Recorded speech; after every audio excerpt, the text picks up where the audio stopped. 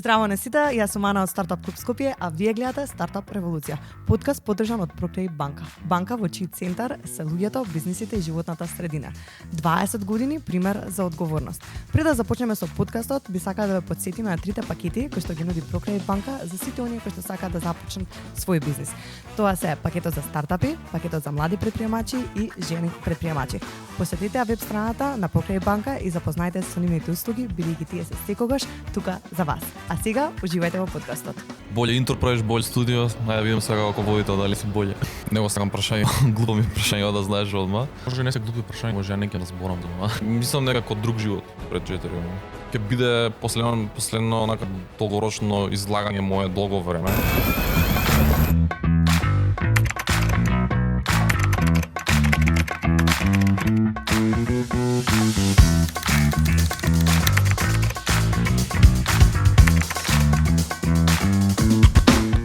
Здраво на сите и добредојавте во третата епизода на Стартап Револуција, подкаст на Стартап Клуб Скопје, каде што без филтер зборуваме за предприемачките искуства.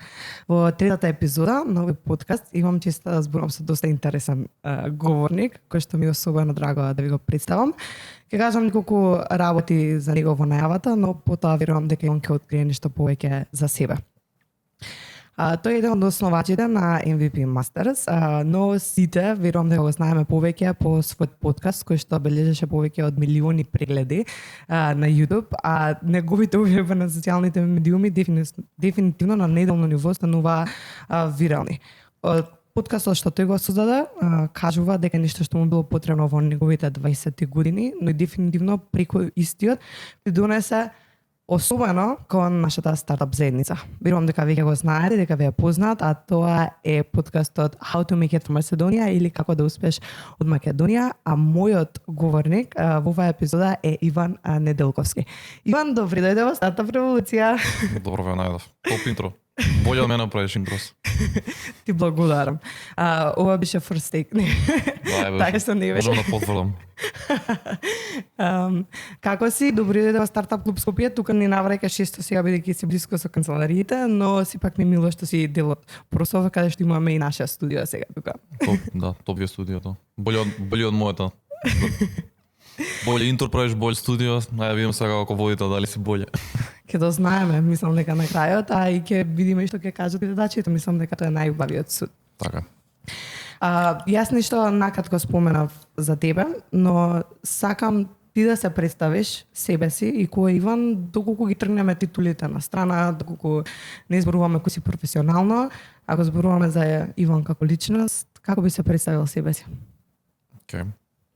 Прво, него сакам прашање, глупо ми прашање да знаеш одма. Чудно ми е така да се дефинирам самиот себе си, бидејќи мислам дека не можеш да се дефинираш во една реченица. Ама ако морам, нели, за чисто нели вака се, зашто дојде на подкаст и мора да збориме. Би кажал необичен. И повеќето мислам дека луѓе што ме знаат и се бликсува би рекли необичен. Така што и тоа ми одговара на мене, затоа што јас мислам дека кога памтам самиот себе си, најголема страв ми било да бидам во просекот. Или обичен. Така што со еден збор мислам дека тоа доста добро ме опишува. Сега би можела навлагам понатака, ама мислам дека некака необичен, него што сака да презема ризици, не се плаши од ризици и амбициозен. Тоа се гледа и преку тоа што го работиш, начинот на кој што го искажуваш твојот став за нешто за кој што силно веруваш и јас тоа многу го почитувам кај тебе.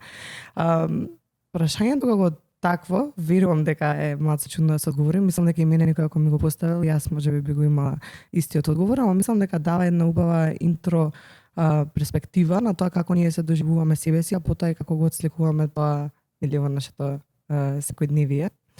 Така што обично сите разговори што ги имаме во овој подкаст започнуваат некако од детството, од тинеџерските години, што се случувало кај нашите говорници. Така што би те замолила некако да ни дадеш осврт, нели какво дете беше Иван, каков тинеџер беше, каде навигираше, каде се дружеше, дали беше социјален тип, дали беше повеќе интровертен. Ако го запознав Иван тогаш. Може не се глупи прашање, може ја не ќе разборам за ова.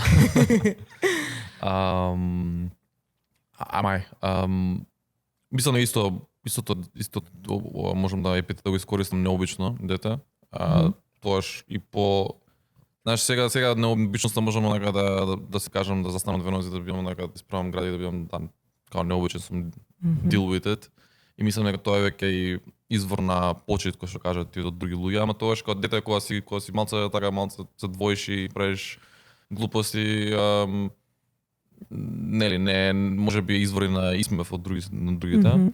Не дека мислам зависи, имаше еден период кога ја доста бев и дружелюбив и популарен бев во основно се сеќавам сето дека не дое моментот каде што се сеќавам ставивме интернет, беше или четврто или пето деление, до тогаш се имав прибрано од дома. Извинете, се имав прибрано од дома. Игравме разни игри, брканици, крижи мижи, мамо таму. И ја измислов игри, се сеќавам, цело мало го собирав. Дали ти текнува на некоја игра што си измислил? Да. Дали може да не споделиш, пошто јас имам една таква и ме интересира твоите как би биле. Ајде идеме натаму, ајде. Прво, за контекст имаше една игра се викаше Жив. Жив беше како варијација на не беше крижи мижи, она беше брканица каде што едниот вајде беше варијација на крижи мижи каде што нели крижи мижи крие еден, сите се кријат еден мижи на ступ, број 10 ги бара и ги треба ги плукне на самиот ступ ќе ги најде. Жив варијацијата беше каде што он се движи и он е стубот уствари. Сега тој уствари да му да предност на тој што бара, каде што он машом те види, можеме да каже пуана. Ако јас не мора да се враќа до стубот. Тоа не беше мојата игра, тоа беше играта што игравме, а победуваат тие што се кријат ако некој го допре тој што на пример ако бараме допре тој и каже Жив пред ја да го видам и да го плукнам. Жив 2 беше мое нели креативно дело, каде што ги убедив сите сеќавам во школа цело моје деление да играме варијација на Жив каде што играме во фудбалски терен, во рамките на фудбалски терен. Ова беше малку комбинација на Жив и Граница. Граница сите имам игра на вајда. Да. И сега Жив беше каде што се делят, сега ја направив Жив 2 да има два тима и ако си во твојата половина на фудбалскиот терен, ти си безбеден, ако ја поминеш твојата половина и влезеш во половината на противниците, ако те допре некој, ти искачаш да ти игра. И како победува еден од тимовите е ако помине низ противничката половина целосно без да некој го допре и тоаш победуваат. Не знам дали ме свати. Да, од прилика. Добро, не знам дали ме света тие што гледат. Интересното овде го приказвате што кога игравме играта, се сеќавам, баш демо кога правевме, на бета тестинг играта. Мисля тоа е терминологија да дека одиме. Да, бета тестинг правевме играта, ја ги убедив, знаеш, 30 деца игравме Жив 2. Се сеќавам јас ги влагам во противничката половина, ги избегнувам сите и баш останува уште еден помеѓу мене и нели да го поминам голот и да победиме на нашиот тим. И баш беше таму блиску до стативата, он како малце ме бутна дека ја преминував и се пукнав у статива и пукнав аркада. Така што ја платив највисоката цена за мојата игра. И од тогаш не си играше таа игра, тоа беше. Жив 2 постоеше еден ден. Ама гледаш колку интересно, дури во тие денови си имал ти некој инфлуенс врз луѓето, да ги организираш и да ги убедиш да пробаат нешто ново, што верувам тогаш претходно не си играла. И тоа е многу интересно, пошто јас сум мој другарки, што ме се одесва, чисто го зборуваме тоа и ми вика, Ана, ти беше единствениот човек, што можеше така да ги собереш сите и без разлика колку беа различни, да ги убедиш дека можеме да правиме нешто заедно. И мислам дека тоа е многу клучно, мислам особина е некој да го има тој карактер. Не знам, харизма, храброст и тоа е вештина да што може би си го има како мал, што понатаму верувам дека се провлекувало низ други работи кои што си ги правил може би професионално во животот, а несвесно ги имаме како такви.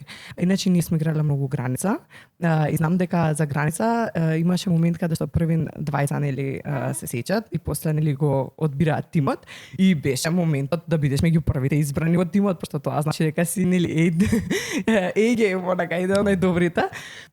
И јас мислам дека секогаш во првите игри бев меѓу последните кај што ме одбираа, се додека имаше една партија кај што игравме Граница, кај што од сред селото кај што игравме, значи еден другар го бркав до училиштето што е на почетокот на селото, ама не се откажав. И он ми каже: "Деве Ана, вика, како нема смисла веќе играм, вика дај." Прикини викам: "Не, јас идам до крај." И од тогаш мислам дека имаше пресврт до тоа кој беше одбиран меѓу првите.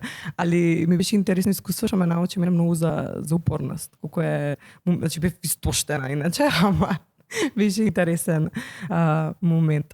Така што фала ти што ни ја сподели. Ете, играва, може некој ќе проба, не знам дали уште си игра такви игри мало. Опасни се тие игри, очигледно, за аркади, така да не знам. Така што не се препорача. На нивни ризик да пробува, да. Али ти кажа дека си човек кој што презема ризици. Како што разговаравме или пред снимањето, некако зборавме за твоите можеби први искуства кои што си ги пробало аспект на предприемништво, започнување на нешто, организирање на тим, реализирање на некоја идеја. Зборувавме доста и моментот на колку е важно да се проба некогаш нешто, не мора да значи дали дека од одмар ќе биде некој успех, но е важно да го имаме како искуство кое што верувам дека со тоа ќе носи дали нови познанства, дали самиот момент дека сум превзел нешто и сум излегол надвор од комфорт зона. Сакам малце да дадеме некој осврт на твоите можеби први чекори кога си сакал да започнеш нешто свое, кога било тоа? И со тебе зборавме за Get Out и за нели MVP Masters кој што е ти си еден од основачите таа компанија, но можеби имало нешто претходно кој што не си ми го споделил. Така што кога се првите моменти кога си имал некој порив да создадеш нешто свое или да реализираш некоја идеја? Многу е тоа отворено да речам прашање за интерпретација. Ако доаѓа во рамките на предприемништво, да речеме, беше неверојатно кога држав приватни часови. Бев демонстратор на факултет и ме знаеа претежно по цели генерации на тие што држав часови. И исто така видов дека нема некој што држи приватни часови за алгоритми и подачни структури и тоа беше еден од битните премети, а поради него причина многу студентите едноставно не може да го копираат тој премет, а според мене тоа е најбитен премет на Финки. И почнав да држам часови таму.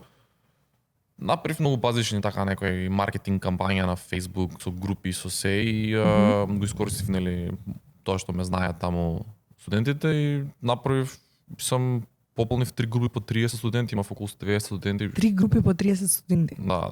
Кога беа термините? Кај ги одржуваше? Термините беа прик вечер, така околу 7. Имаше беа едни по други беа трите групи, значи валја 6 до 7, 7 до 8, 8 до 9 речеме во Центар за странски јазици, рентав училница. Училница да рентате од Центар странски време тогаш беше многу ефтино, беше како 30 денари за час. Да сад време. Сад нешто може помалку беше. Помалку беше. А ја наплатив на студент 30 денари. Сега ти види. Добро. Да. Значи добар бизнес модел. Убава пара беше за кога си студент. Да. А како се организира, например, тебе ти се јавува, ги планираш ти после тоа групите, како одредуваш дека баш ќе бидат 30 студенти, знаеш дека тоа ти е капацитетот, дека со таа група можеш да функционираш? Па не го гледав лимитот колку луѓе можам да ставам во една просторија, бидејќи беше ја предавав, не е дека СДФ не нели тука беше повеќе предавање. Зашто идејата беше дека ќе опоминеме цел материјал од семестарот заедно и јас уствари технички предавав, така што таму беше лимитот колку што може поголема училницата и училницата беше уствари лимитот, можеше седат не знам 30 луѓе во училницата. Така беше. Како комуницираше со нив? Имавте Facebook група? Да, Facebook приватна група. И сега ми и кеш. Како ме плаќа? Ме плаќа дали кеш беше, излебеше кеш. Да, кеш беше. Да. Секој размислувам имам и друго нешто што направив. Тоа е интересно, може да се сподели. Бев Game of Thrones кога беше пикот на популарноста. Сезона 4 беше, не знам кога беше. Ја станав, дали ја направив или станав некако админ на Facebook групата на Game of Thrones. Таа беше неголема. И тоа беше лудило тоа Game of Thrones и сеќавам организирав премиера на сезона Game of Thrones и беше во МКЦ, во МКЦ во киното беше. Во кино в Росина каде беше? Па не знам како се вика киното во МКЦ. добро. И го сеќавам, го договорив, нели, тогаш директор на МКЦ, нели, ми треба цело кино, нели, ќе го распродам и го распродав. Не знам колку има таму, 200-300 седишти има. Сигурно. Мислам дека 300 има барем. Да, и таму исто го наплатив тоа, не знам колку беше влезница. Убава пара беше и тоа. Сакам да кажам 1000 денари, мама може би лажам. И тоа беше интересно, што тогаш зборих собирав парите. Се тогаш не ги собрав парите, тоа беше добро, бидејќи некако се дознал од HBO Adria дека го правам ова и тоа валјда е нелегално, зашто нели копирајт и се заканија дека ме тужат. И тоа беше тоа. Тоа го прекинав исто. Да, сум правил такви експерименти, не знам, за мене е интересно што нема работено за никој друг никогаш, како тоа. Стварно, зашто никогаш не си имал работа да работиш во компанија или слично. Не. Сега сакам само да му поентирам некои интересни работи. Например, еве и да го кажем моментот дека си организирал например приватни часови. Ти си требал како што кажа да го организираш тоа во некој концепт што за тебе ќе функционира. Да знаеш кое предавање колку ќе трае, нели? Дека еден час изнаемувањето на просторот, договарањето на луѓето таму, тоа бара да имаш некој си концепт да работите, да ги организираш и да го водиш тоа како такво и да ги водиш низ процесот. Така што сметам дека во тие аспекти има доста вештини кои што ги стекнуваме низ тие процеси со луѓето. Исто така и концептот, нели, колку ќе наплаќаш, дали тоа нели се исплаќа за тој даден период во случајот кај тебе да, пошто нели простор си го рентал за доста ефтино и слично. Така што тоа е доста интересен момент, само сакам да ги поентирам овие работи бидејќи ни се случуваат некогаш во животот и не спаѓаме дека тоа усвари може ако го смениме во некој друг модел или нешто друго правиме, нели, може да донесе други придобивки, така што баш интересно. А која ти беше како првото работно искуство од аспект можеби со некој клиент или слично, пошто еве не си работел за некој друг? Си ги имал овие искуство? Али дали си работел некогаш на проекти што си ги правил за клиенти како фриленс или слично, како се случило тоа? Не како фриленс, тоа беше баш првиот клиент што го добивме, беше ќе отворивме фирмата. Сега што MVP Masters, преходно тоа што не си викавме ништо ствари тоаш. Кога добивме клиент, што не постоевме, ама Accelerate, нели, почнавме да се викаме. И уствари почнавме, првиот клиент беше cold email, беше уствари технички кликни повеќе дека ги знаат како фирма.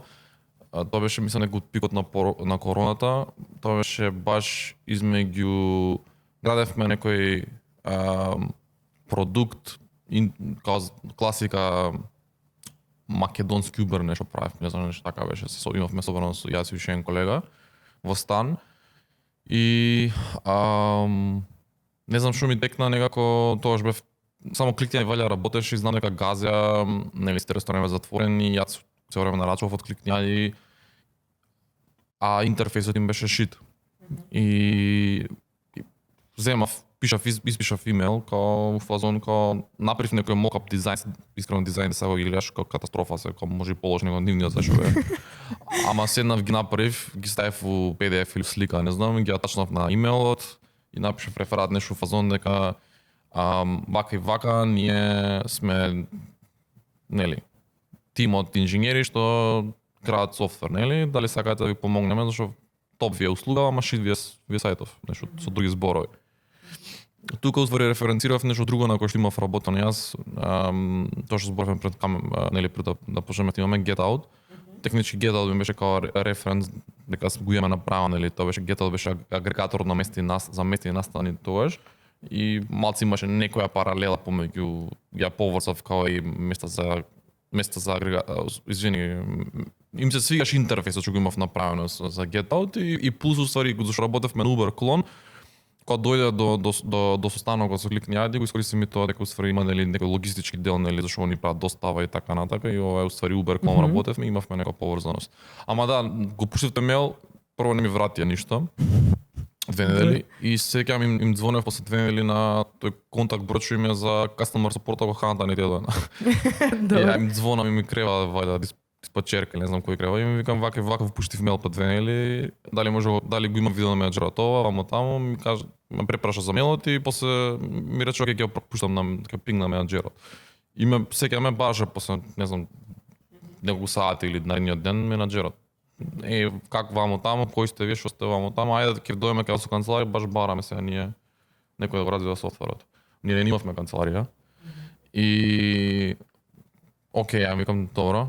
Ќе пуштам адреса сега и бев окей, нели битно е сега како ќе се презентираме, што ние никој не постоиме, значи бев јас усвршил продав, имав уште еден колега што работеше на неформално нели та Uber клонт. Но со претходниот тој продукт што спомнав Getot, имав влезено во преакселераторска програма на UKIM акселераторот. И таму имав со Стамболиев, што беше директор, мислам, може уште не пратам. Добар, супер однос имав и кога му се јавив на него, му реков дали може да излезеш на кафе саат време, да дојдеме кај тебе во канцеларија, да кажеме дека наша канцеларија и таму да ги Прифати. Да, прифати и дојдоа кликнијади. Таму седна, ги пречекавме, беа импресионирани од канцеларијата. Нели, влегов во sales mode, а тој им сватам дека сум добар sales guy.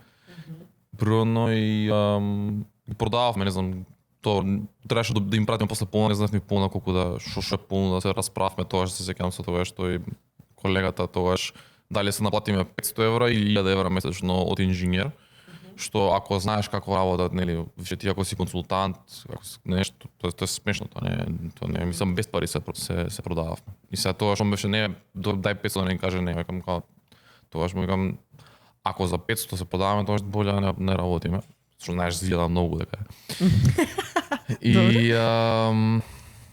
И така, тоа беше првиот клиент што го добивме и од таму некако тоа беше некоја мала тронка зрно што го од негде дојде го земавме и го направивме сега во легитимна фирма. Што е интересно да размислиш. Апсолутно. Гледаш тука, на пример, има некои работи што сакам да ги посочам, најчесто луѓето викаат да па немаме ништо спремно и никогаш никои луѓе премногу се фокусираат на тоа да го развијат продуктот во целост и тоа што ќе го покажат, мисто едноставно да ги споиш некои работи како вие што го искористив, на пример, интерфејсот на Getout и дека нешто сте работеле претходно. И мислам дека тука е многу важен наративот. Како ќе ги представиш нештата, исто како тоа што го зборуваше со канцеларијата и слично. Така што има интересен момент на тука fake it till you make it. Веруваш во тоа? Дека успева? Дека зависи што значи fake it till you make it. Не значи дека верувам во fake it till you make it, кога се на пример кидам да рентам Порше и ќе станам милионер наредна година. Ама тоа што кажа ти во процес на продажба и убедување, то дефинитивно имиџот и first impressions многу менјаат, нели? Тоа менува и да не се запознаат, нели, и онлайн да се запознаеш каква ти е позадината менува или пак како си вебсајтот на твојот бизнис како изгледа пред да дојде на коло или и така, нели, облеката што носиш во живо и што возиш, да, точно.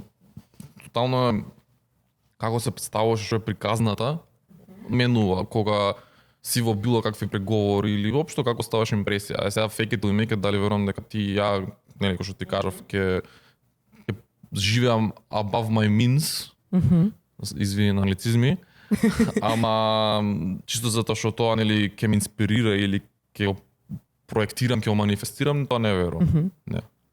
Смислам дека треба напорна работа. Мислам дека тие моменти треба да знаеме кога ги употребуваме и кога се нужни така да реагираме, бидејќи е клучно во ситуацијата, бидејќи вие не значи дека вие не сте работеле претходно и дека не можете да донесете вредност. Сега моментот е како јас тоа да го представам на некој за да изгледа доволно убедливо, за да стекнам довербата, за тој да стане мој клиент. Да. Така што од тие аспекти мислам дека е важно како ќе спакуваме работи. Точно, границата е, мислам пак има морална граница тука каде што дали, нели, тоа што кажат ти дали кога се ти уствари лажеш и е, нели, више на ниво на измама или едноставно окей, знам кој е процесот на носење таа одлука. Не знам, јас верувам во мене дека ќе се искршам од работа и ќе го доставам тоа, ама ја нема да добивам таа прилика која јас стварно кажам, ами ние сме двајца дечки што немаме ништо искуство и никош немаме ни фирма, немавме фирма.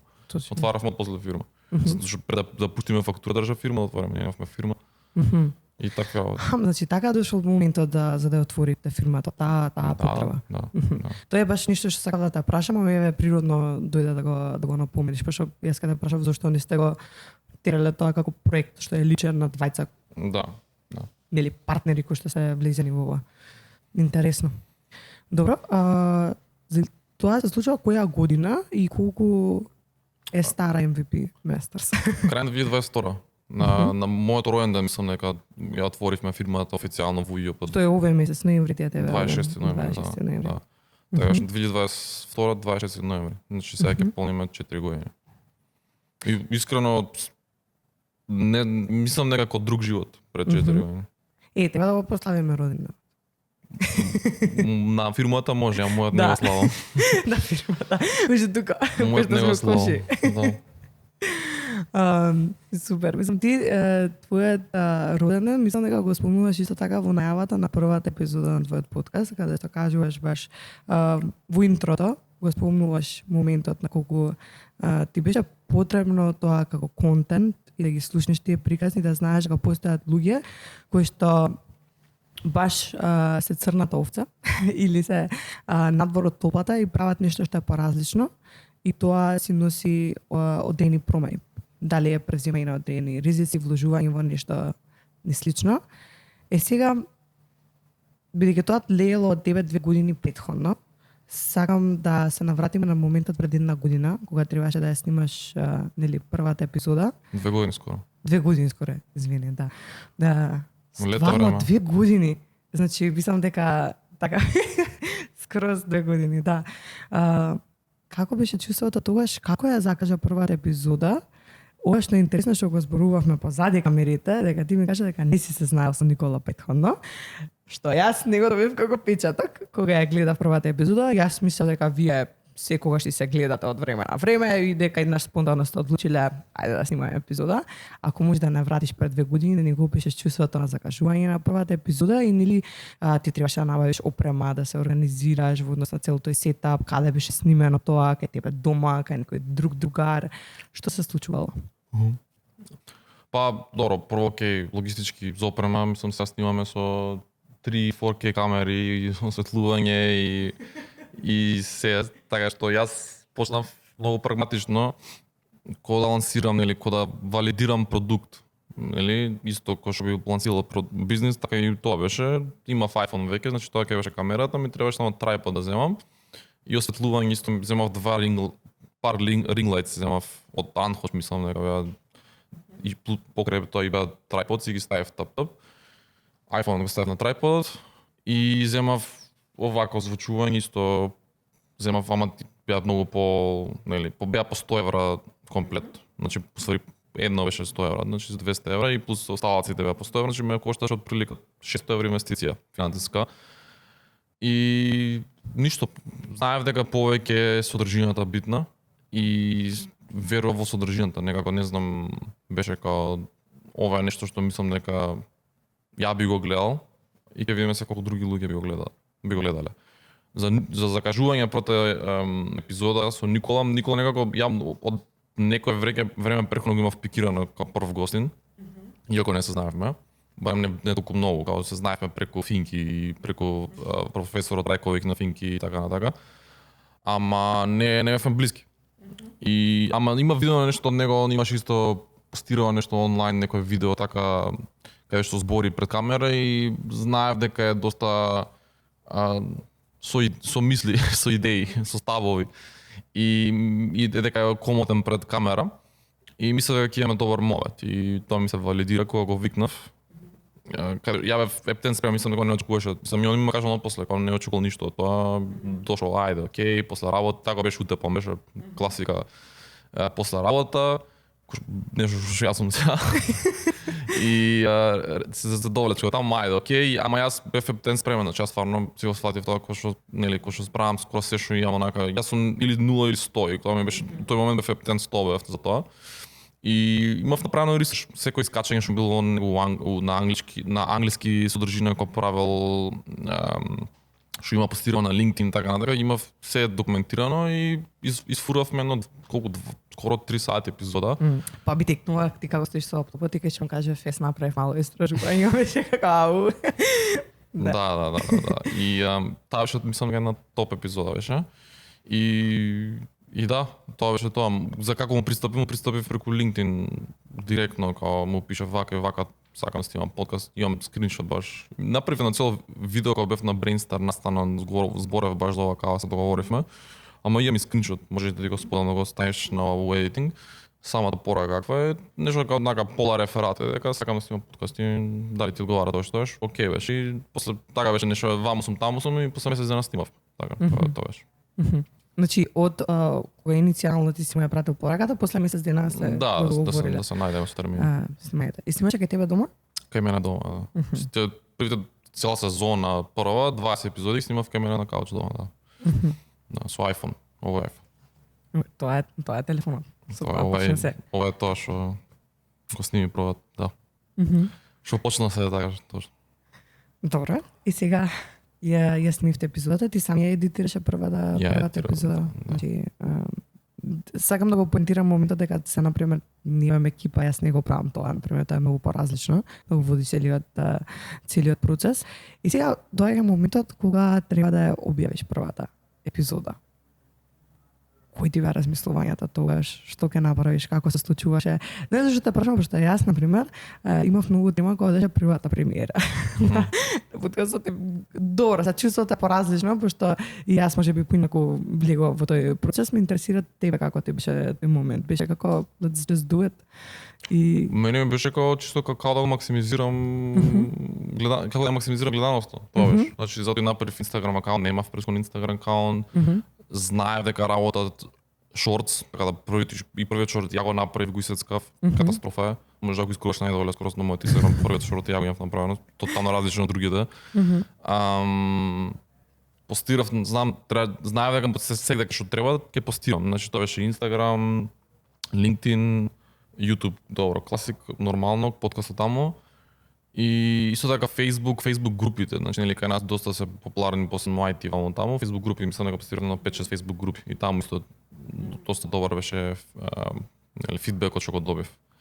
Зашто стварно беше, мислам, сега еве тоа стварно има еден тон подкаст и мислам дека јас стварно бев во тоа кај нас еден тип на трендсетер. Каде што јас без прилучување мислам дека има искочено преку 50 подкасти кога почнав. Може и повише. И тогаш стварно беше, ја мислам дека е птен интересна содржина, нели, интересно нешто затоа што подкаст долгорочно каде што се збори баш за работи што не се зборя претходно, не се зборя. И искрено ако размислам, затоа сум задоволен со сега веќе не снимам. Океј ми е тоа да биде импактот на подкастот. Ја имав нека друга идеја дека ќе продолжам да го фудам постојано подкастов, ама некако ми дојде на ниво кај што не може да го менаџирам веќе. Ама ако е ја мислам дека постигна некој импакт. Апсолутно. Мислам дека влијаеше многу врз заедницата, врз мојата генерација особено. Така што бидејќи се сеќавам како да беше вчера кога ја гледав првата епизода и толку ме беше мило дека некој одлучил баш тоа што кажа ти, да зборува за работи кои што можеби никош не сме доволно гласни, не ги отвараме сите врати, сите кутии на нешта што ни се случуваат, а се секаде околу нас и не ги расчепкуваме доволно за да некој ќе сватиме суштината на работите и да ги разглобиме некои искуства, кои што мислам дека се клучни, особено на луѓе кои што создаваат и начинот на кој што го прават. На пример, нели Influencers Club, тогаш мислам сега немале нека позначена инвестиција, они bootstrapping прават цело време и тоа е многу многу важно што толку долго они успеале да постојат и се градат понатаму. И мене ми беше многу важно да ти пишам и да ти кажам колку ми значи тоа. Така што мене сега ми е сурил момент дека стигнува да разговараме за тоа, мислам и пред снимањето зборувавме дека има и многу други луѓе кои што ти пишувале и ти кажале што значило тоа за нив, така што фала ти многу од тој аспект. Мислам тоа ќе остане како момент за сите нас. Не знам ти како го сеќаш, ама за нас е мислам дека такво нешто вау, ова почна да се случува и мислам дека тогаш може би почна еден друг бран тоа што кажа ти. Луѓето се можеби покомфортни со создавање на таков тип на содржина. Што е многу значајно. Па да, мислам ја тоа го имам видено и мило ми е, мислам стварно. Мислам дека е неизбежно да го поврзаш тоа дека ствари сега има еден тон подкаст и топ е тоа. Мислам дека е супер. Мило ми е што го има тој импакт. Сега гледајќи од оваа перспектива и почетоците, сакам да понтирам уште едно нешто што е многу значајно кај тебе и досега што зборувавме за искуствата, а тоа е да почнеш да правиш нешто. Например, ти не се фокусираш толку многу на квалитет, работи, камери, туку знаеш дека содржината е битна и мислам дека е многу важно да почнеме да правиме нешто и да добиеме фидбек. Тоа што го зборуваше ти предходно со бета тестинг на играта или на нешто слично, многу важно да ги тестираме работите, да видиме дали ќе функционираат. Кои ти се некои неуспеси во тој поглед, кај што си тестирал нешто и си сфатил дека не е тоа, бидејќи многу е важен моментот исто така да знаеш кога се откажиш, кога нешто не функционира. Дали си имал некој таков момент? Да. Скоро секој пат кој јам на дейт. Добар пример. Зафркавам. Па добро, овдека добар пример е тоа што го спомнав Get Out. Значи Get Out мислам дека е најболјиот пример за тоа како know when to quit. Затоа што буквално тоа беше агрегатор за мести настани во Скопје, кој што го прво самото тоа искрено не е го викам, нели, ти го спомнав стартер бизнис, као на некој што не сакам да зборам, зашто малку се фрустрирам да зборам, затоа што ме потсека колку онака сум бил, нели, колку ништо не сум знаел. Затоа што искрено тоа е некој што е свесен за препемништво и едуциран, никош не би го почнал тој тип на бизнис, ама нели тоа е сега. Плюс го лансирав, нели, лансираш место за, нели, агрегатор за мести настани сред корона. Мислам, ја почнав да работам пред короната, пред да се стану ствари пандемија, сега се затвори, ама веќе кога беше лансирано, беше сред цела пандемија. И сега нормално дека кога ништо не работи, не може да водиш ти агрегатор на мести настани. Со Get Out ја влегов во акселераторот на Сивус, и таму ствари бев на некој колосек 3 месечен, нели, као со ментори, со се, као, знаеш, као класика ти кажуваат, прај го ова, направи го ова, сега треба да направиш пиво од ваму таму, нели, као, зашто ништо не работи, сега ти уствари ќе бидеш као, ќе креираш ваучери за местата, за они сега нивните фанови, односно лојални муштери да купуваат ваучери за да ги добијат парите они сега за да преживеат сред пандемија, после они да добиваат дискаунти. И го правев се тоа, идев се сеќавав, значи идев на неколку локали и продававме ваучери, неколку илјади евра продававме ваучери. Не знам како, не знам кој беа тие што купија.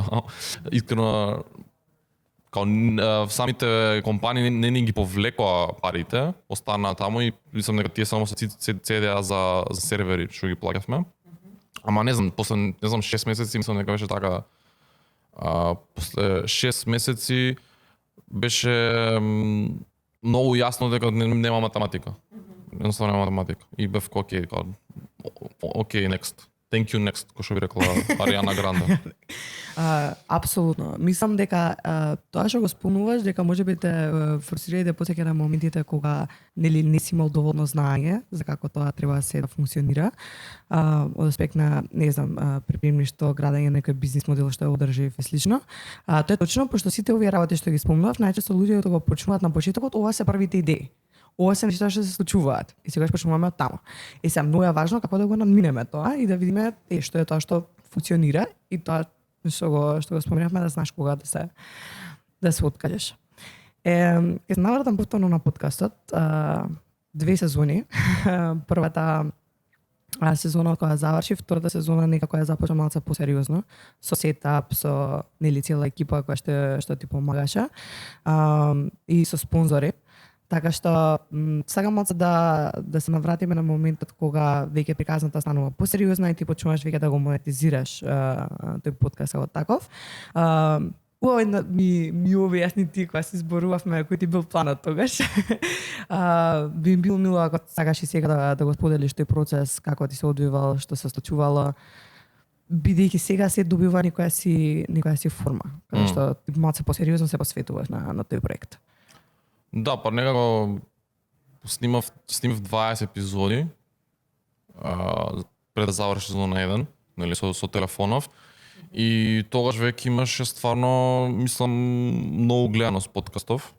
И Колку беше низ бројки тогаш? Детекнува или? Просечно гледање на епизода беше на YouTube долгорочно беше 10.000 на YouTube самата епизода, а кога доаѓа до шортс на социјал медија имаше буквално милиони прегледи месечно. Зборам дури понекогаш индивидуално на платформата, и TikTok индивидуално имаше 800.000 юник имаше. Значи Ептен беше као популарно, особено во шорт форм.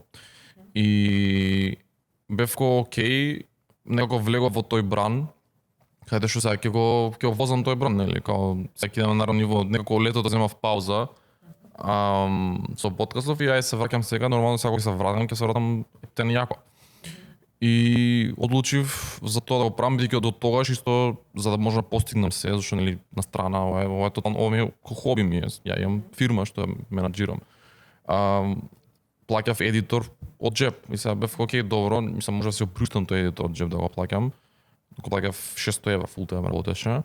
Ама бев окей, као мислам дека можам да немам спонзори, зашто као Ептен е гледано плюс мојата публика сметам дека е Ептен вреди, као нели не зашто врз база на содржината, тоа е содржина кај што вредна публика би гледала.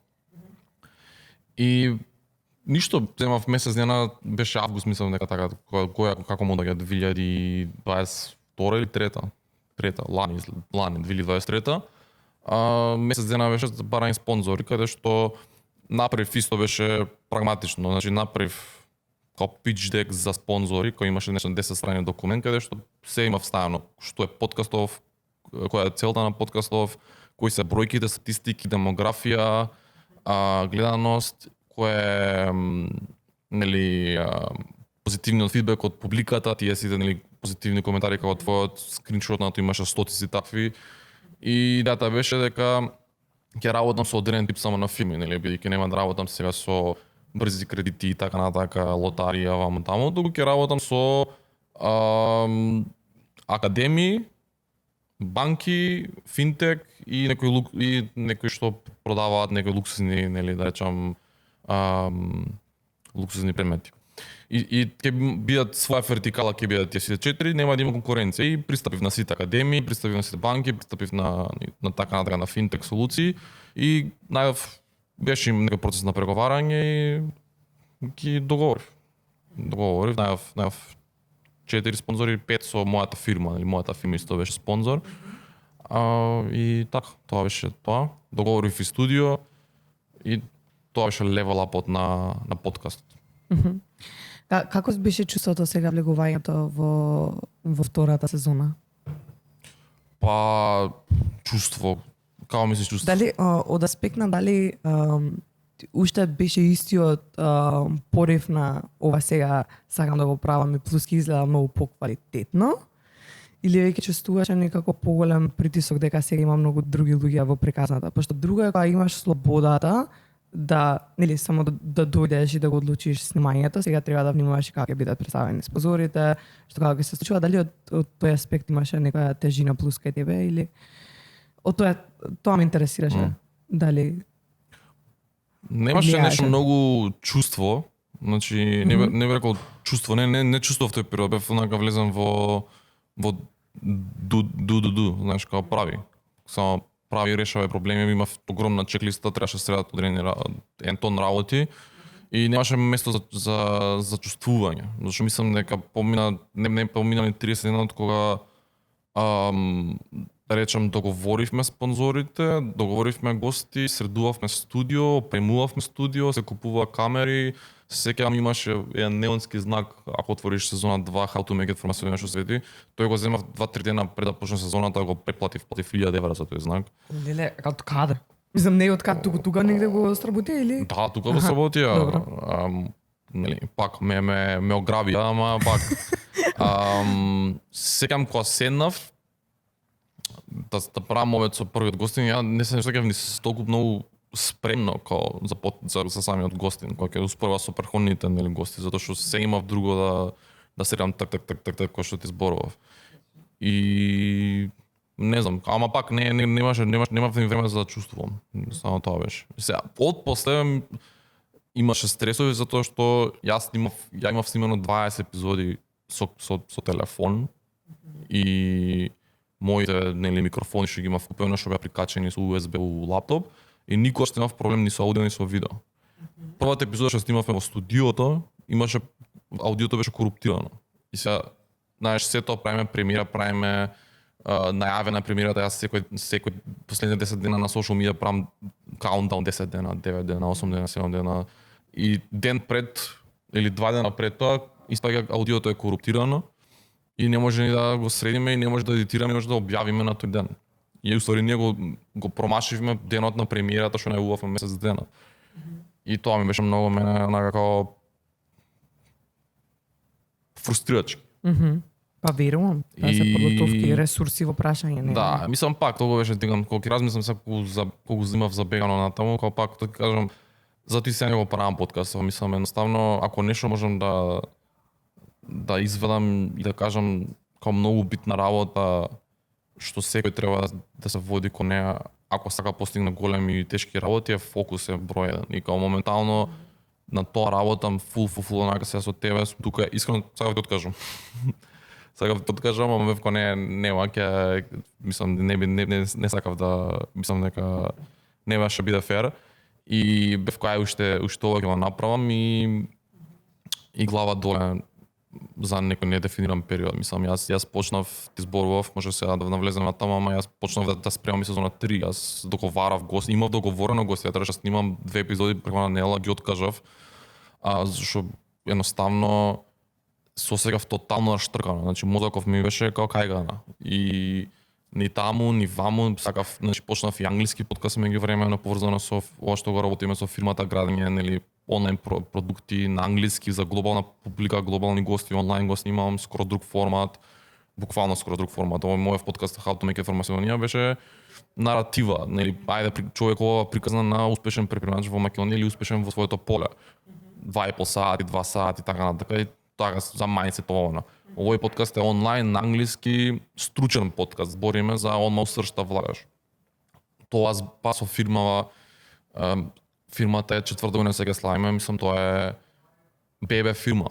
И јас осеќам кога дека сум ББ предприемач, значи и сакам да имам наредно ниво и сега сите овие работи ги сакаш, ама не можеш да ги правиш. Нели ти кажав дека no ми се свиган quote, in life you can be anything you want, but not everything. И се осеќам дека јас правев everything или too many things. И затоа одлучив периодов полека се так и да, мислам ја го најавив, мислам дека и најавив сезона 3, ама сезона 3 нема да се случува барем не набрзо. Да. Мислам дека сегаш ми треба момент кога ќе го кажеш тоа, пошто не знам, некако луѓе се навикнаа. Ти сега многу се драматично го сваѓаш. Јас сегаш сум драматична, мене ме знаат за тоа. Јас сум таква. Али јас сум задоволен од подкастот што постигна. Пак ја кажам, значи јас стварно сметам дека подкастов креира некое движење кај нас. Мислам, ја не можам да отворам social media без да не видам некој подкаст нов, као некој зборат и за ниш теми, за се. Така што верувам стварно дека има голем импакт на тоа. И тоа е тоа. Едноставно не знам, се осеќав дека ги изгубив таа мотивација веќе да ги правам тие моабети со едноставно сакав нешто ново. Тоа. И мислам дека тоа е пак карактерно со назад на првото прашање како сум ја. Мене многу лесно ми досадуваат работи. И ми требаат нови предизвици, така што мислам дека беше можеби секогаш ќе заслужиш.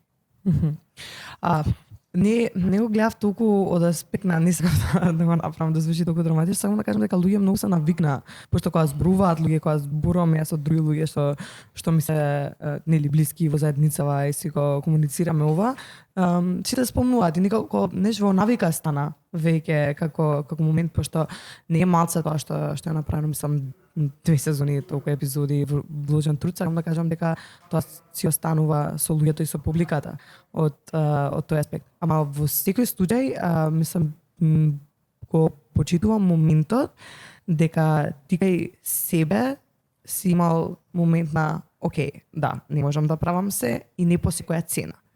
Особено кога ти значат нештото што ги правиш. Значи ти тоа што го создаде првен ти значеше тебе лично, имаше одредена причина и мотив кој што беше многу важен и нели не е убаво тоа да го правиш со некое чувство кое што понатаму ти сваќаш дека не е тоа и не се внесуваш толку целосно колку што било на почетокот. И сакам да кажам дека и тие моменти, дури кога, значи верувам дека не било едноставно, си ја најавил сезоната, си имал состаноци за тоа и сега треба едноставно да пресечеш сите луѓе да ги засиш дека нема да се случи тоа снимање, бара храброст. Став и издржливост од аспект дека се посветуваш на нешто друго и одлучуваш дека close one chapter, буквално едно поглавие од твојот живот таа приказна ја затвориш и како што кажате ќе останат убавите моменти и тоа што луѓето го научиле и почувствувале од сето тоа. Али скроз драматичен заклучок, ама да. пак се прави. Но тоа. Али да, од сите тие вака снимени епизоди и приказни, ако сега некој ти го постави прашањето, кој на вистина успеал од Македонија, што ќе му одговориш? Кој на вистина успеал од Македонија? Да. Као беше она спора на секој што напуштил. Не знам. Мислам, ме ограничуваш на гостите од публика од подкастот? Може општо. Ако може би се наоѓа. Мислам дека сите што соодветно што се викнати на подкастот, мислам дека се успеани. Мислам, успех е многу интересен збор зашто е многу субјективно про работа. За мене успех е може за тебе не е, и може обратно. Твоја дефиниција за успех за мене не е. Така што едноставно е оставено за интерпретација, тие луѓе што ги викнав на подкастот ваја според некоја моја дефиниција на успех имаат успеано. Скоро сите. И така што да, тоа така би рекол. Да. Кажи според твојата дефиниција за успех. Која е твојата дефиниција за успех? Што опфаќа? Уште работам таа тема. И мислам дека тоа нешто се менува, не знам. Исто како тие се така него апстрактни, нели, именки као сеќа, успех и така натака, каде што зависи, мислам многу зависи од периодот во твојот живот и така натака. За мене успех вали има нивоа, не знам, и се менува увек таргетот. За мене успех беше прво да бидам финансиски независен и го постигнав тоа. И потоа да имам некоја слобода, да имам време за мене и да размислувам, го постигнав тоа. Сега претпоставувам пак имам разни вертикали во што мериш успех. За кариера мене ми е, пак ја кажам, сакам и наредно ниво. За бизнисот што значи тоа значи дека сакам да па и од финански, нели, да се зголеми фирмата, да биде голема фирма, ами да нови предизвици, значи сакаме да почнеме да градиме наши продукти, значи за тие што знаат што работиме ние сме повеќе нудиме услужна дејност, ние градиме софтвер за клиенти и сега сакаме да почнеме да градиме наши продукти. Така и почнав јас со сфера која размислам, само многу брзо забегав со тоа кога најдов тој клиент и кога почна да течат пари од таму. И го баталив, ама ја почнав со градење продукти и мислам дека сум добар во тоа, им сакал да идам стотка, како што викам, нели, стотка се ставам на таму, на градење продукти. И верувам дека ќе фати и тоа. Супер. Ми се допаѓа многу, сакав да стигнеме до тој момент. Се сложувам дека успехот за секој е различен, пред се и дека различно го дефинираме во различни периоди од нашиот живот. Зависност во кој ни во се наоѓаме сега, или ако сме стигнале на наредно ниво, сега успехот нели треба малку да го редефинираме, исто како целите кои што ги имаме во животот, секогаш ќе бидат различни. Ми се допаѓа и делот каде што зборуваш за среќата, дека и тоа е нешто што нели е момент и секогаш е различно, али еден разговор кој што остана со мене и што го имавме е кога зборувавме за мирот како со себе. И колку е важно тоа и дека не треба да го нарушиме по секоја цена. Сакам малце да се навратиме на тоа, бидејќи кога го имавме тој разговор вчера, јас имав момент каде што цел ден тоа остана со мене, подсвесно, и мислам дека е убаво да се навратиме на тоа. Како, што значи за тебе мирот и зашто е важно да го одржуваме тоа кај себе. Океј. Ај вака контекст, нели, зашто зборавме вчера за тоа.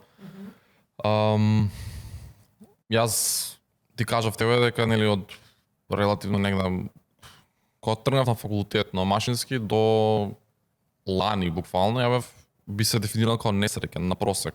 Ако си дам оценка од 1 до 10, ја би бил под 5 во текот на целата година, да, која оценам. Сум имал, нели, ептен хайлайти, нормално можам да ти дам и 10-ки дека сум осекал, ама и не бев депресиран, ама едноставно не бев среќен, знаеш, не бев исполнет или што е да е, не знам точно што беше, нели, никад не ни разглавав тоа.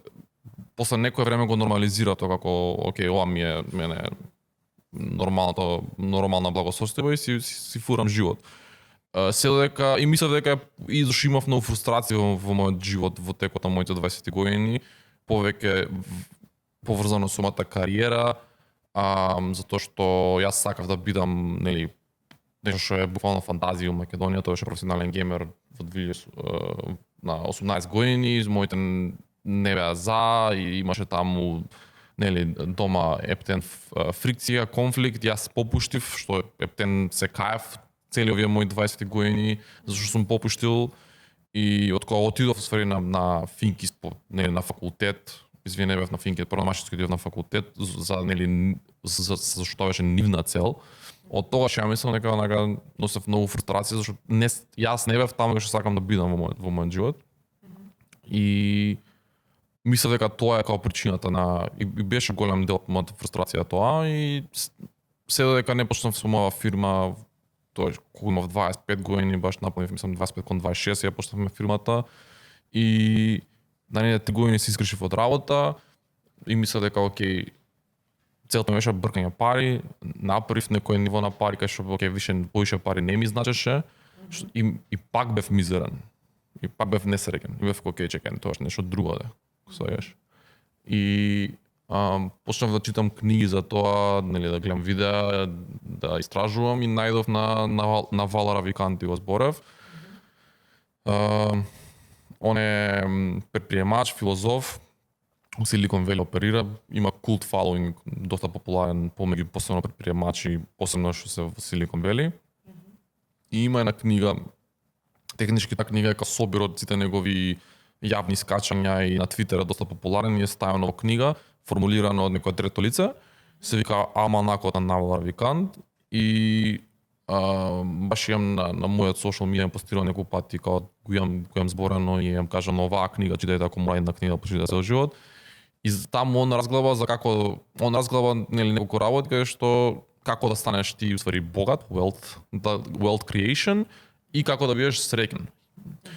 И посебно тој чептар за happiness многу ми помогна затоа што го дефинираше баш проблемот, го дефинираше happiness како проблем што се решава, односно unhappiness. И претходно тоа ми бев како окей, нема за такви сме, тоа е осеќање, знаеш, како тоа е фуре. Наспрема не е да го поставам како проблем. И што го постави како проблем, тоа е лесно, ја цело време решавам проблеми. Тоа го правам ја. Само друга перспектива. Да, бев како окей, добро, ова е решливо, значи проблеме, се реша и ќе го решам. И работев. И годинава последно јас си издвоив, мене ми беше приоритет тоа. Значи јас стварно го ставив на подкастов него снимам више колку 10-12 месеци, бизнисот инволвиран сум, нормално го водам, ама не беше како претходните 3 години кај што 12 сати глава доле само тоа, ништо друго. Многу свесно почнав да инвестирам време во самиот себе си, во тоа што ме прави среќен и ставив приоритет. Мене битно ми е, ако ми беше претходно лани да правам молку пари или толку пари или не знам што, сега ми е битно бидам среќен, ништо друго. И на тоа работев. И еве сега конечно без не коинциденција претпоставам каде што можам сега да кажам година после цели мои 20 години дека јас сум среќен. Значи буквално би се дефинирал како среќен човек. И сега пак среќа е многу како опширен термин, или затоа се поврзуваме на мир тоа, затоа што Што значи среќа? Знаеш, среќа пак за секој различно како интерпретираш среќа и како дефинираш среќа, ама мислам дека мир е за сите универзално и мислам дека е тесно поврзано со среќа. Кој имаше баш во неговата книга збори како мир е среќа во стациона среќа или во мирување, а среќа е мир во движење. Не знам колку се преведува во македонски, ама буквално значи ако доеш до мир, можеш многу лесно мир да претвориш во среќа, тоа беше идејата. И мир е уствари тоа момент на и состојба каде што ништо не ти фали.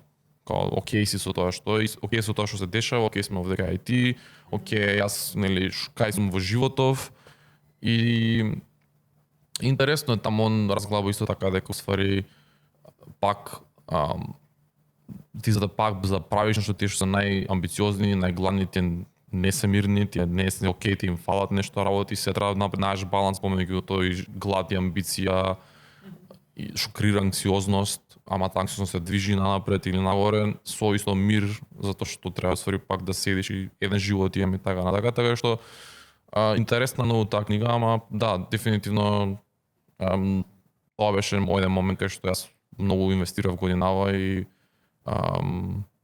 ми помогна многу во тој момент. Фала ти, мислам за ова што ни го сподели, многу ми е мило што го чувствуваш сега тоа. Мислам дека сега дека си во таа мирна фаза каде што си го почитуваш мирот и не остагаш да има многу дисторзии во аспект на тој дел, што мислам дека е многу важно. И јас мислам дека се уште работам на тоа. Пред известен период започнав и со коучинг сесии, кај што коучинг е методологија каде што работиш со личност која што ти поставува прашања на кои што ти сам треба да го дадеш одговорот, односно не доаѓа од момента кога менторството е од аспект на јас ова вака го решавав, еве ти ги советите, ова доаѓа од ти имаш сите потребни нешта и ресурси да го направиш ова, само јас ти го концепирам во прашање или ти го представувам проблемот и да прашувам за истиот, за да ти сам можеш или сама или да си одговориш на истото. И кај мене многу се јавува моментот некогаш како тоа и ти што го викаш некогаш да правам се и да бидам на секаде и многу нешта ми се случуваат паралелно. И последните коучинг сесии ми беа посветени на тоа, односно да не си правам компромис за моментот кога го сеќам мирот, пошто кога ќе се стационирам негде кога ми е таму енергијата, обично почнуваш и убави работи други да привлекуваш кога правиш нешто што многу ти значи и добиваш други можности, ама дека не мора да ги прифатиш по секоја цена. Туку треба нели да си го зачуваш мирот, да знаеш каде си и како си задоволен со тоа. Така што чисто сакам да дадам мојата перспектива, барем јас како го разбирам моментот како работам јас на тоа, иако е мислам дека work in progress, како континуирано учиш за себе си, бидејќи секоја недела, секој месец сме нели растеме, учиме нови работи и така и не се менуваат и размислувањата и перцепциите за се што се случува околу нас. Многу ми се допаѓа што го фативме овој дел, мислам дека е многу важен, пошто јас со претходните говорници го зборував и делот на ментално здравје, особено кај луѓе кои што работат во динамични средини и се предприемачи и како се грижат за тоа и свесност за тој момент дека некогаш не треба да знаеш како да одвоиш време за себе, да не бидеш во нештото вклучен на 24/7, бидејќи потребно и ти да цапиш енергија од некаде.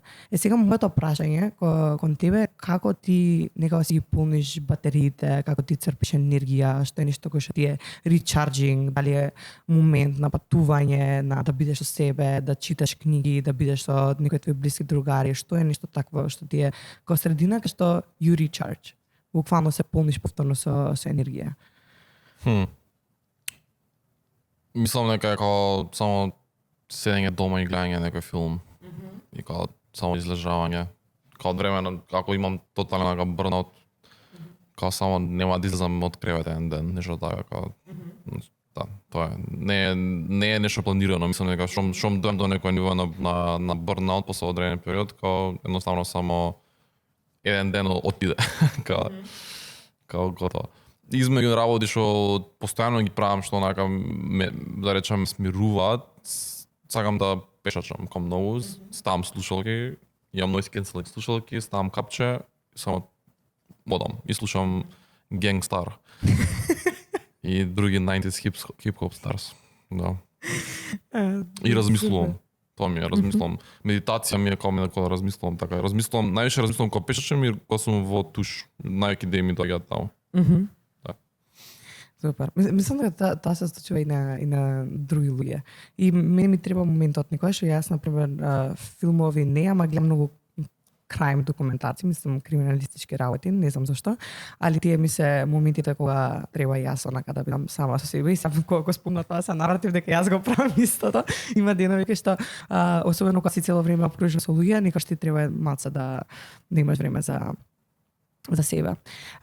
Има нешто интересно што чипна за твојата компанија, односно дека работите наградени на софтвери како услуга, а дека сакате сега повеќе да се насочите кон продукти. Така да прашам кој би бил онака најпредизвикувачки клиент на кој што се работеле до сега? А кој што испанало нешто многу добро на многу добро? Да. Добро, може и другата перспектива приказвате. Не, не може да кажам да приказнам. Не знам за треба да размислам на тоа. Обично не да ти две работи така. Ако е тешка со работката, тешка е до крај со работката и нема лезат. Тоа сме научиле. Знаеш, многу во услужните дејности кога ние јас многу прво уште почетокот агенција, нели тоа мислам дека и очигледно ако напишеш некоја анализа на фирма ретроактивно, колку ние не као јас на пример, јас главно мислам дека не мојот бизнес партнер, ама јас некако не сакав да прифатам дека имаме агенција, као знаеш као агенција. И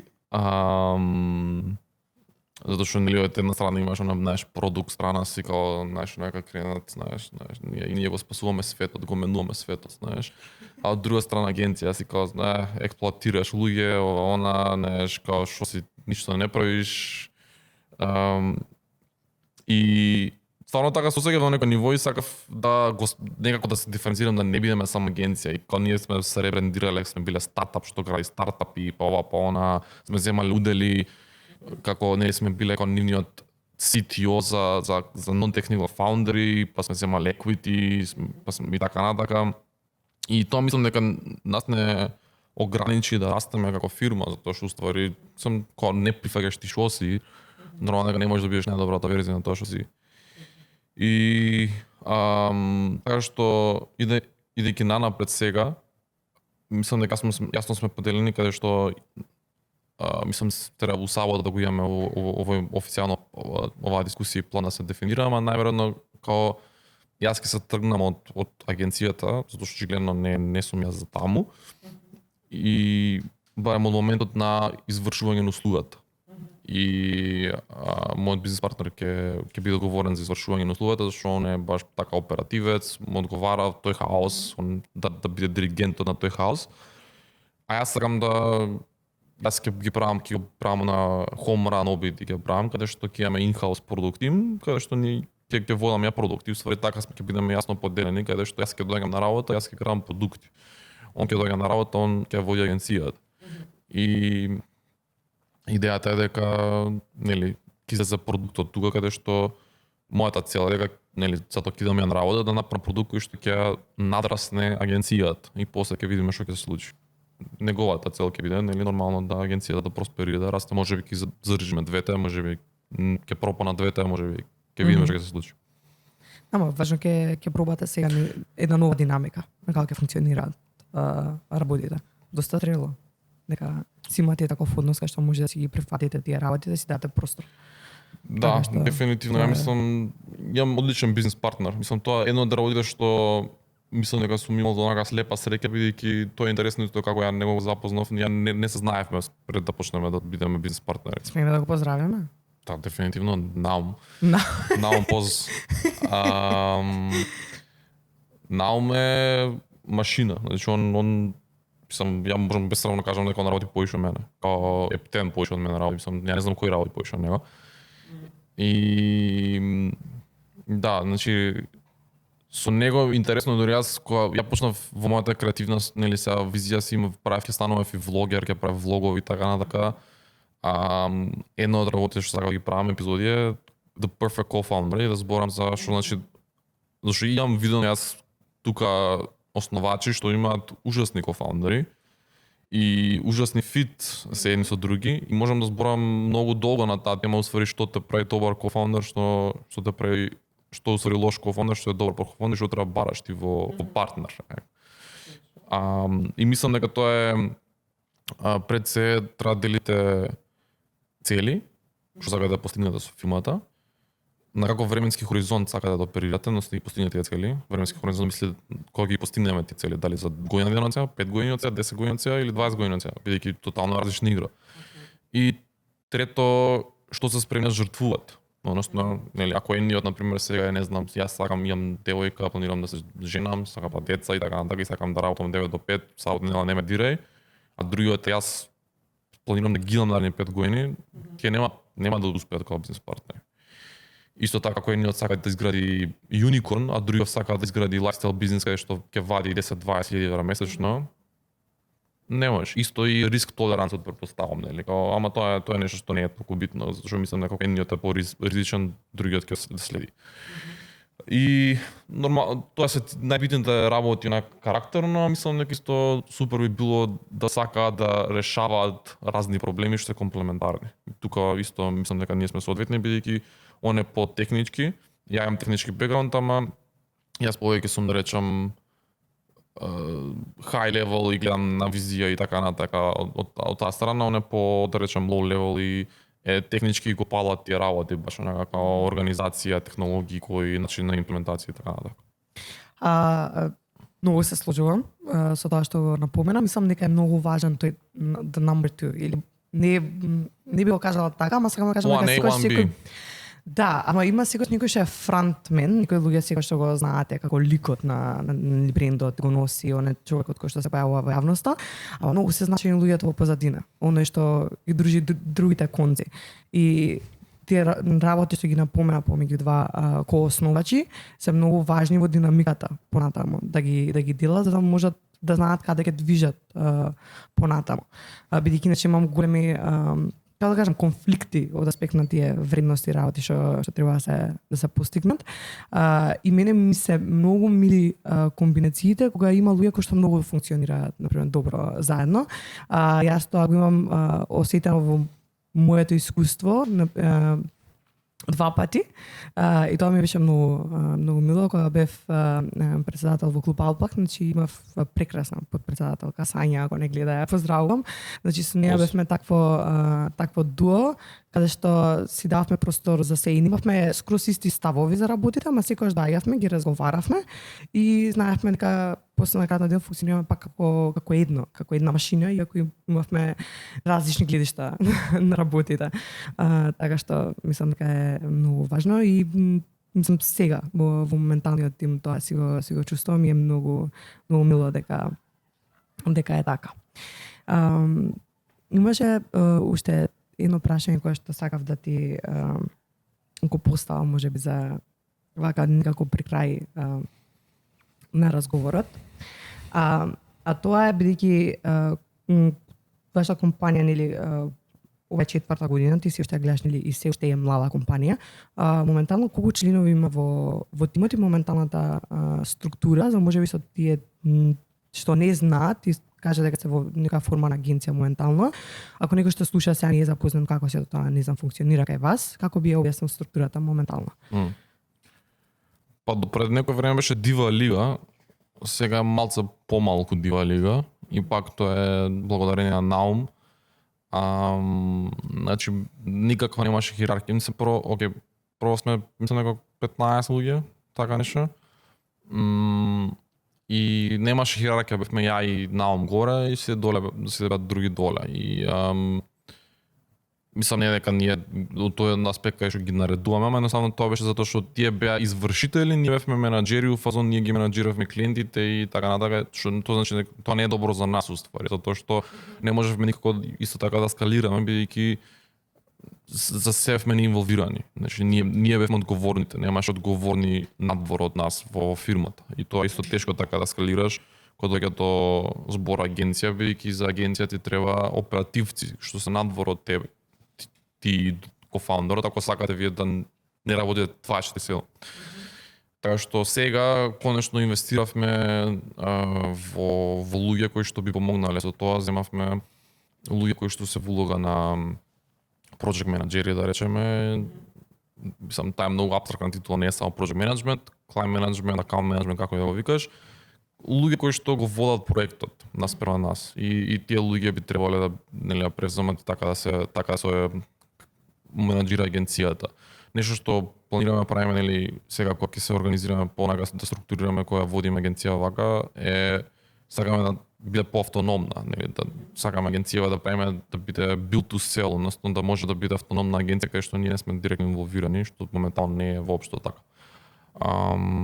Така што да, составот моментално назад на прашањето е 15 луѓе, ние двајца во секаква улога и има сега двајца project менаџери, двајца дизајнери и се остало инженери. Да. Добре. На колку клиенти работите моментално? 5. Секогаш биле толку или имало моменти каде што тоа било? Мислам, дали имате нека оптимална бројка кај што знаете дека со овој капацитет што имате може да обслужите толку клиенти или некогаш имало момент кај што имало поголема амбиција? Секогаш е амбицијата поголема, претпоставам. Мислам, имало момент кај што ние првата кога беше прва година или втора година кога пак не знаевме што правиме, мислам, гледајќи на назад, мислам, тоа ми е као неверојатно ми колку ствари аматерски сме воделе бизнис и едноставно почнавме вработуваме, почнавме да земавме огромна куќа од Афталиџе, 400 квадрати беше, зашто таму може 40 луѓе работат, 50 луѓе, ние бевме тогаш 10 луѓе, не бевме ни толку. Помалце бевме, 8 луѓе бевме. Ја напуниме за година дена ќе имам 40, си викаш, знаеш. Идеме. Нема никаков канал на custom acquisition channel, нема ништо валидирано, немаме outbound sales процес, немаме inbound leads, нема ништо, но едноставно ќе ги најаме некој клиенти да бе. Океј. Вработивме тогаш, бевме, не знам, скоро 20 луѓе бевме тогаш во таа после година и пол и едноставно не ги најавме клиентите, тие клиенти дури што ги имавме прекина едно од нив или два од нив паралелно и тогаш имавме само едно 2 месеци парите на сметка нешто ни беа доволно за 2 месеци да ги платиме сите луѓе и да ги пропаѓаме. Тоа беше интересен момент и тоа ствари тоа беше најстресен, мислам, период од мојот живот пред 2 години, така, каде што не можев да спиам. Не можев да замислам како е тоа. Да си одговорен за 20 луѓе, плати и се и после овие се луѓе што ние ги земавме ги од практиканти ги трениравме и го ветуваш светот, знаеш, ќе го своиме светот, знаеш, заедно сме најаки. И ништо требаше да им даем отказ, тогаш не знам, им давме отказ на пола тим. Ги собравме во конференцијска соба, сите колективно. Искрено ништо не осеќав тогаш, не знам, седев во гледав на низ продор. Кој го соопшти тоа? Требаше ти да го соопштиш? Кој го соопшти? Добро. Имавме HR тогаш, ама кад не сигурно не HR, нема им дадам отказ на 10 луѓе. Не знам зошто имавме HR, ама Добро. И да, сега им кажам вака, дечки, не сте ништо лично, не сте вие криви, ние сме криви, јас сум крив. Тоа ќе добиете месец дена нели плата онапред, се пази ние давме месец дена онапред, да имавме 2 месеци и се на се, така што би пак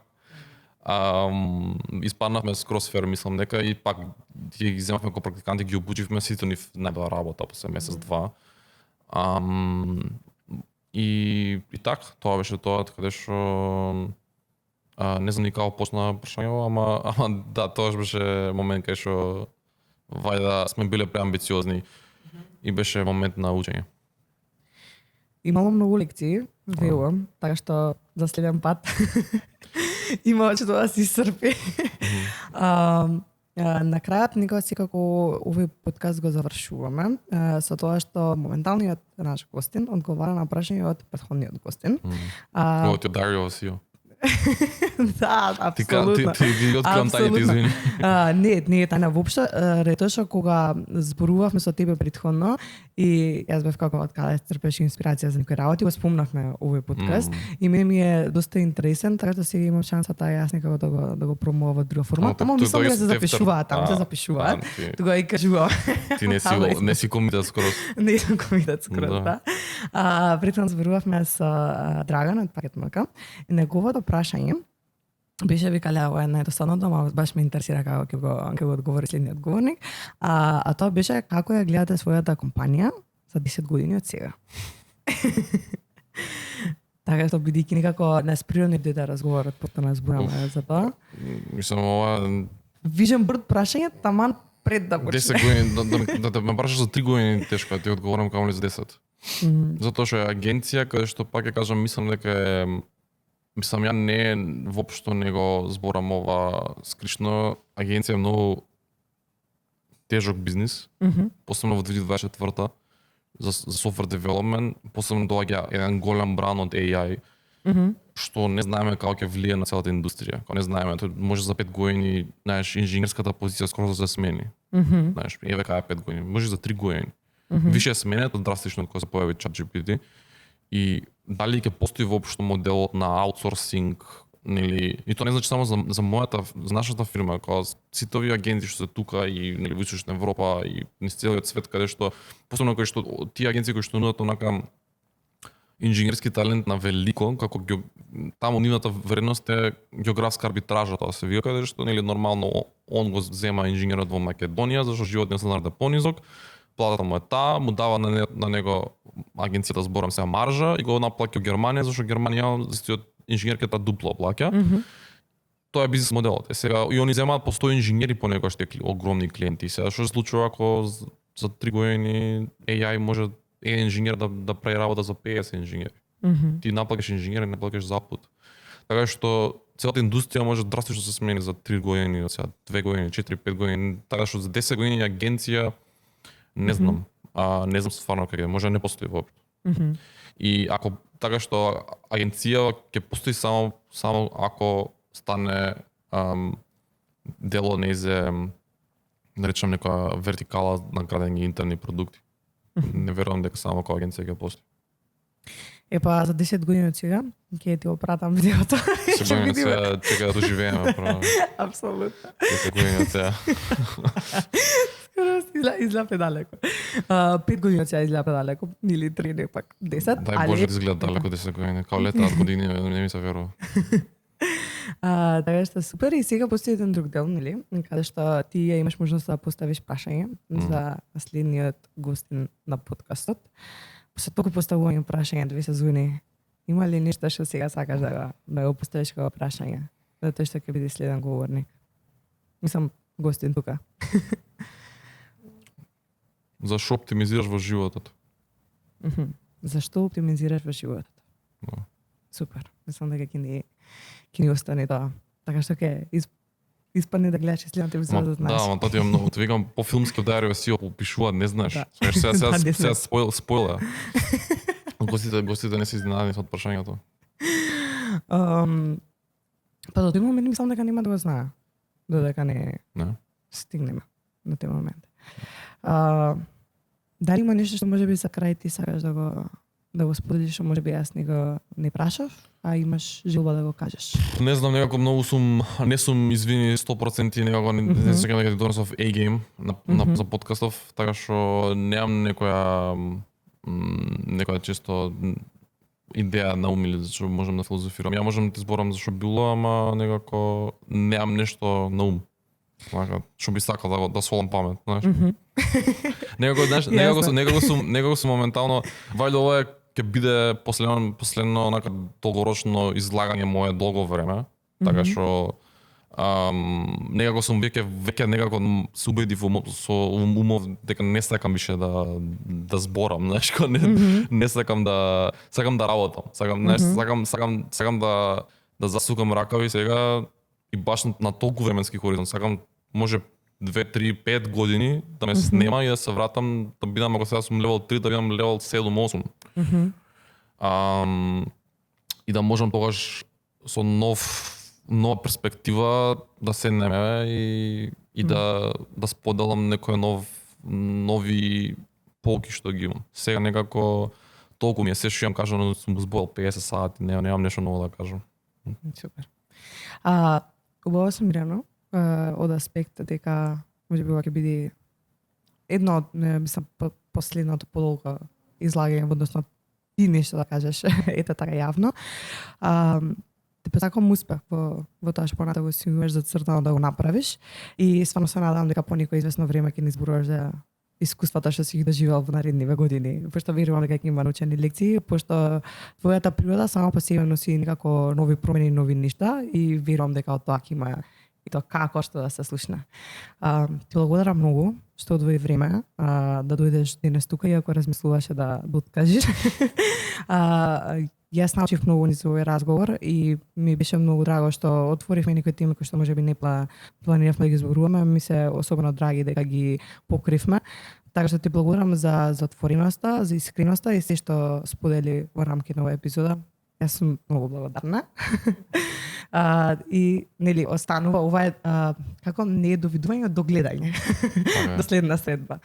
Така што за крај останува исто да ги поздравам сите кои што не гледа на подкастов, така што доколку го останавте до крај, фала ви многу и што бевте дел од третата епизода на Стартап Револуција. Ве охрабрувам да не следите на социјалните мрежи на Стартап Клуб Скопје, значи LinkedIn, Facebook, Instagram, значи и сега нели поново на YouTube. Така што спремаме нови активности, работиме на волонтерската мрежа, верувам дека тоа ќе биде затворен или инкубаторскиот повик, така што ќе ги имаме и новите бизнес идеи кои што ќе влизат во нашата програма, така што ќе имаме доста новости што да ви споделиме. Следете не и исто така пишете ни со кои сакате да разговараме следно, слободно во коментар на ова видео. Ви благодарам многу за вниманието и се гледаме во следната епизода.